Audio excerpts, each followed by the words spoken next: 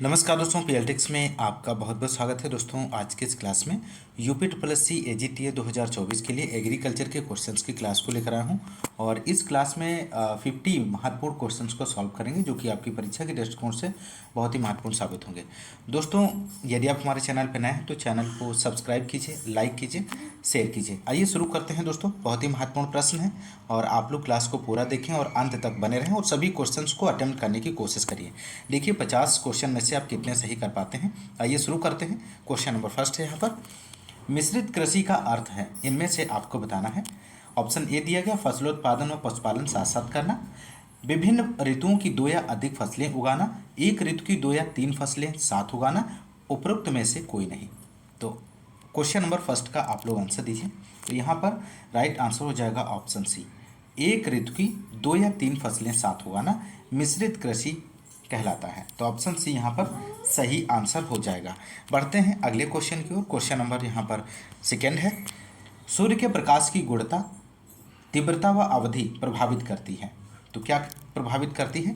प्रकाश संश्लेषण, वाष्पोत्सर्जन, फसल उत्पादन, ये सभी। तो क्वेश्चन नंबर सेकंड का जो राइट आंसर हो जाएगा ये सभी, प्रकाश संश्लेषण, वाष्पोत्सर्जन और फसल उत्पादन। तो यहाँ पर ऑप्शन डी जो है इस क्वेश्चन का सही आंसर हो जाएगा, ये सभी प्रभावित करते हैं। क्वेश्चन नंबर थर्ड है, निम्न में से कौन सा अल्प प्रकाशपेक्षी पौधा है? तो शॉर्ट डे प्लांट पूछा गया है। Short day plant, short day plant, इनमें से आपको बताना है दिए गए ऑप्शंस में से। तो आप लोग चयन कीजिए इसमें से कौन सा ऑप्शन सही जवाब बनेगा। तो राइट आंसर ऑप्शन डी हो जाएगा, इनमें से कोई नहीं। तो शॉर्ट डे प्लांट जो है इनमें से कोई नहीं है, क्योंकि यदि हम ऑप्शन बी गेहूं की बात करें तो लॉन्ग डे प्लांट है सोयाबीन और सूरजमुखी, ये डे न्यूट्रल प्लांट है। तो आप लोग ध्यान रखिएगा। क्वेश्चन नंबर अगला है, फोर्थ क्वेश्चन नंबर है, घाघ के अनुसार अम्बा झार चले पुरवैया कैसे मौसम का पूर्वानुमान है? तो यहाँ पर एक लोकोक्ति दी गई है, आप इस लोकोक्ति को बताना है। ऑप्शन ए दिया गया, शुष्क मौसम का, वर्षा आगमन का, हिमपात का, तुषारपात का। तो आप लोग आंसर दीजिए। तो इस क्वेश्चन का यहाँ पे राइट आंसर हो जाएगा ऑप्शन ए, शुष्क मौसम का अनुमान है, पूर्वानुमान है। ऑप्शन ए राइट आंसर हो जाएगा। नेक्स्ट क्वेश्चन नंबर, धान की फसल में जिंक की कमी होने पर रोग हो जाता है। तो धान की फसल में जिंक की कमी किसके कारण, कौन सा रोग होता है? तो यहाँ पर आपको आंसर देना है दोस्तों। तो राइट आंसर जो होगा ऑप्शन डी हो जाएगा, खैरा रोग। जिंक की कमी से धान की फसल में खैरा रोग हो जाता है। तो ऑप्शन डी यहाँ पर राइट आंसर बनेगा। क्वेश्चन नंबर अगला है, जब केवल 3 सिंचाइयाँ उपलब्ध हों, गेहूं की फसल में निम्न 3 अवस्थाओं में सिंचाई करनी चाहिए। तो कब करना चाहिए? यहाँ पर ऑप्शंस दिए गए हैं, आप इसका सही आंसर दे सकते हैं। तो राइट आंसर हो जाएगा दोस्तों ऑप्शन ए, क्राउन जड़ें निकलने और गांठ बनने और दूध बनने पर। ऑप्शन ए जो है इस क्वेश्चन का राइट आंसर बनेगा दोस्तों। बढ़ते हैं अगले क्वेश्चन की ओर। क्वेश्चन नंबर 7 है, गेहूं की फसल में मंडूसी गेहूंसा खरपतवार के नियंत्रण के लिए प्रयोग किया जाने वाला खरपतवारनाशी इनमें से कौन सा है? आपको आंसर देना है। तो क्वेश्चन नंबर 7 का आंसर क्या बनेगा? तो राइट आंसर ऑप्शन बी हो जाएगा, आइसोप्रोटूरान। इस क्वेश्चन का सही जवाब हो जाएगा। नेक्स्ट क्वेश्चन नंबर 8 है, बहुत अधिक पोषण क्षमता वाली दलहनी फसल 40% प्रोटीन और 20% तेल किस में पाया जाता है? चने में, उड़द में, मूंग में, सोयाबीन में। तो क्वेश्चन नंबर 8 का जो आंसर होगा दोस्तों ऑप्शन डी हो जाएगा, सोयाबीन। सोयाबीन दलहन वर्ग की फसल है और इसके दानों में सर्वाधिक 40 से 42% प्रोटीन और 20 से 22% तेल की मात्रा पाई जाती है। तो इस बात को भी आप लोग ध्यान रखिएगा। क्वेश्चन नंबर नेक्स्ट, प्रगति निम्न में से किस फसल की उन्नतशील किस्म है? तो प्रगति आपको बताना है किस फसल की उन्नतशील किस्म है। तो यहाँ पर 9 का आंसर क्या बनेगा दोस्तों? तो राइट आंसर ऑप्शन सी हो जाएगा, चना। प्रगति काबुली चना की एक उन्नतशील प्रजाति है। ऑप्शन सी इस क्वेश्चन का सही जवाब बनेगा। क्वेश्चन नंबर नेक्स्ट, तिलहनी फसलों में कौन सी एकमात्र ऐसी फसल है जो ऋतु एवं दीप्तिकाल से प्रभावित नहीं है और वर्ष के किसी भी माह में बोई जा सकती है? महत्वपूर्ण प्रश्न है। तो यहाँ पर इस क्वेश्चन का आप लोग आंसर दीजिए, क्या बनेगा? तो राइट आंसर ऑप्शन ए हो जाएगा, सूरजमुखी। इस क्वेश्चन का सही आंसर हो जाएगा दोस्तों। क्वेश्चन नंबर नेक्स्ट, बरसीम है एक, आपको बताना है चारे वाली फसल है, दलहनी फसल है, शिकारी फसल है, उपरोक्त सभी। तो क्वेश्चन नंबर 11 का यहाँ पर आंसर जो हो जाएगा उपरोक्त सभी। बरसीम एक चारे वाली फसल है, दलहनी फसल और शिकारी, ये सभी इसका सही आंसर हो जाएगा। अगला क्वेश्चन, क्वेश्चन नंबर नेक्स्ट है, तंबाकू की खेती में निम्न में से कौन सी फसल कटाई की विधि अपनाई जाती है। तो क्वेश्चन नंबर 12 का आप लोग आंसर दीजिए दोस्तों। तो राइट आंसर ऑप्शन सी हो जाएगा, प्राइमिंग, इसका राइट जवाब बनेगा। क्वेश्चन नंबर नेक्स्ट, गाय की दुकाजी नस्ल है, इनमें से कौन सी है। ऑप्शन ए है साहिवाल, ऑप्शन बी है सिंधी, ऑप्शन सी है देवनी, ऑप्शन डी है हरियाणा। तो क्वेश्चन नंबर 14 का आंसर यहाँ पर बनेगा दोस्तों ऑप्शन डी हो जाएगा, हरियाणा, इसका सही जवाब बनेगा। साहिवाल, सिंधी और देवनी, ये सभी जो हैं दुधारू नस्ल की गायें हैं।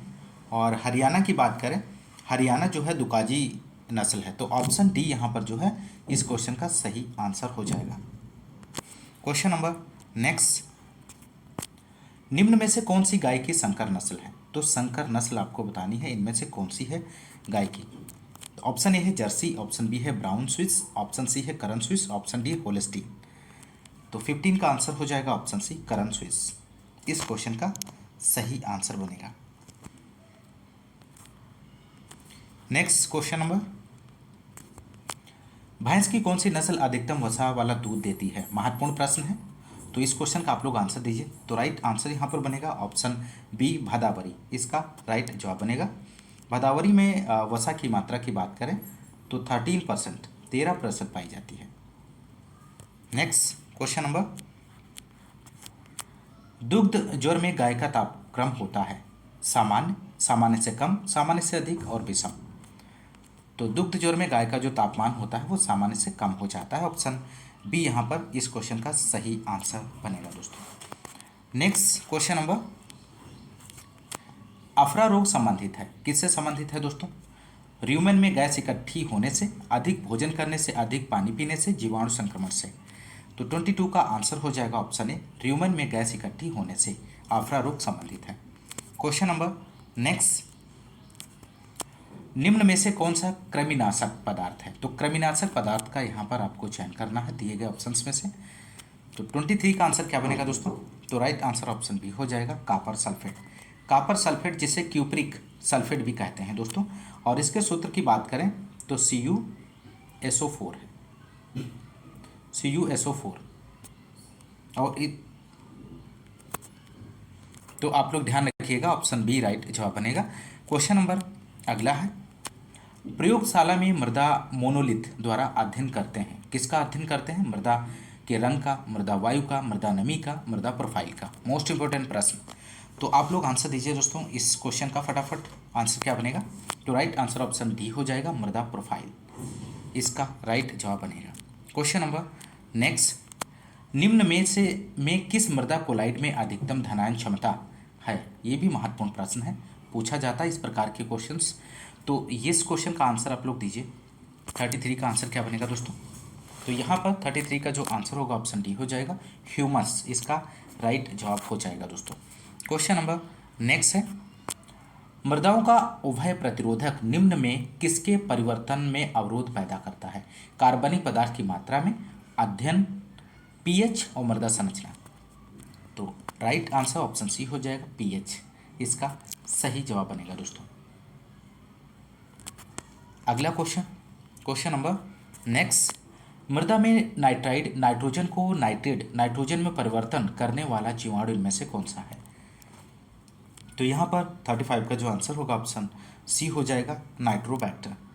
मृदा में नाइट्राइड नाइट्रोजन को नाइट्रेट नाइट्रोजन में परिवर्तित करने वाला जीवाणु नाइट्रोबैक्टर है। तो ऑप्शन सी यहाँ पर राइट आंसर हो जाएगा।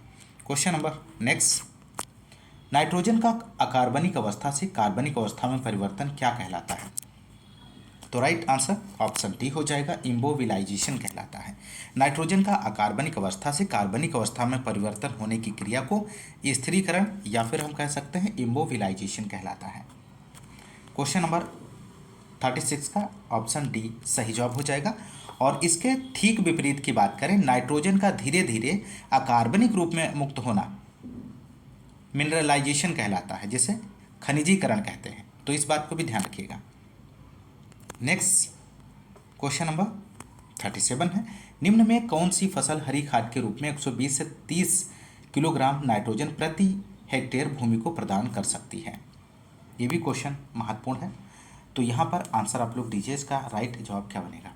तो राइट आंसर ऑप्शन डी हो जाएगा, सैंजी इसका सही आंसर बनेगा दोस्तों।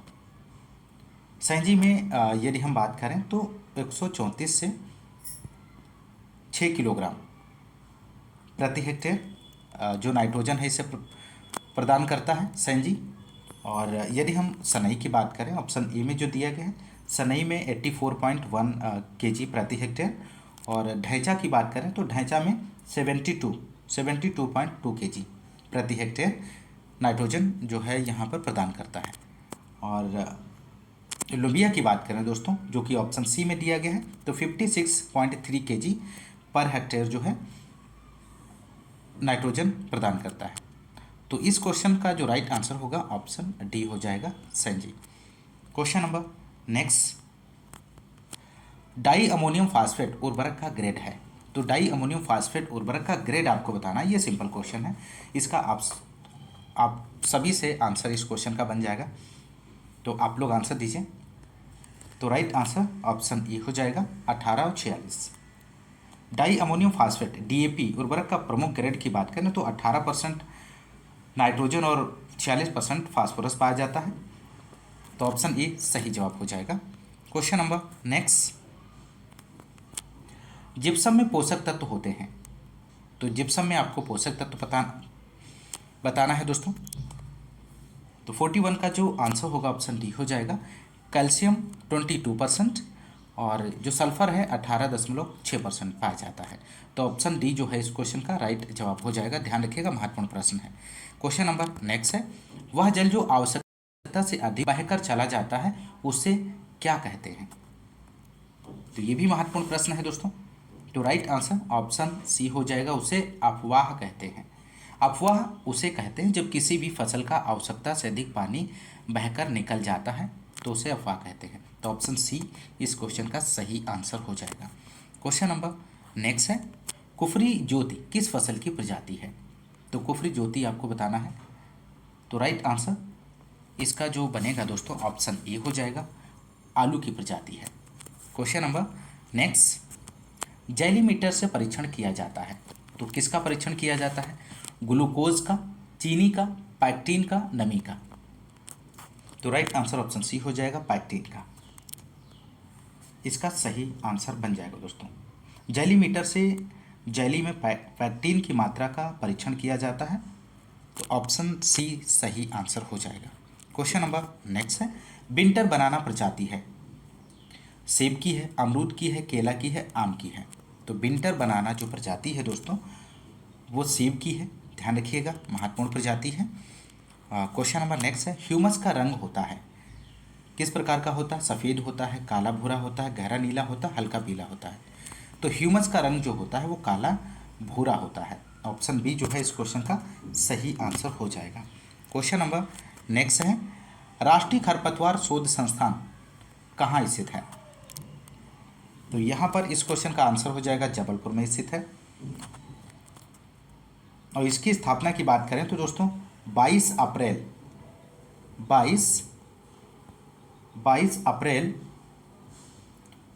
1989 को हुई थी। इस बात को भी ध्यान रखिएगा। अगला क्वेश्चन नंबर नेक्स्ट, धान के खरपतवार नियंत्रण के लिए प्रचलित रसायन इनमें से कौन सा है।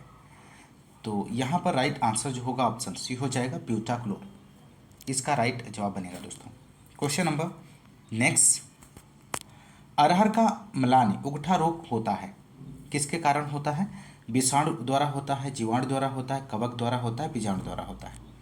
तो 58 का जो आंसर हो जाएगा ऑप्शन सी, कवक के द्वारा होता है। नेक्स्ट क्वेश्चन नंबर, रस्ट कीट का नियंत्रण किसके द्वारा करते हैं, सिमाजीन से करते हैं, ब्यूटाक्लोर से, इंडोफिल M4524D। तो राइट आंसर हो जाएगा ऑप्शन सी इंडोफिल M45। सिमेजीन मक्का का एक प्रमुख खरपतवार नाशी है। और ब्यूटाक्लोर की बात करें तो ब्यूटाक्लोर जो है धान का खरपतवार नाशी है। 2,4-D से चौड़ी पत्ती वाले खरपतवारों को नष्ट करने वाला रसायन है।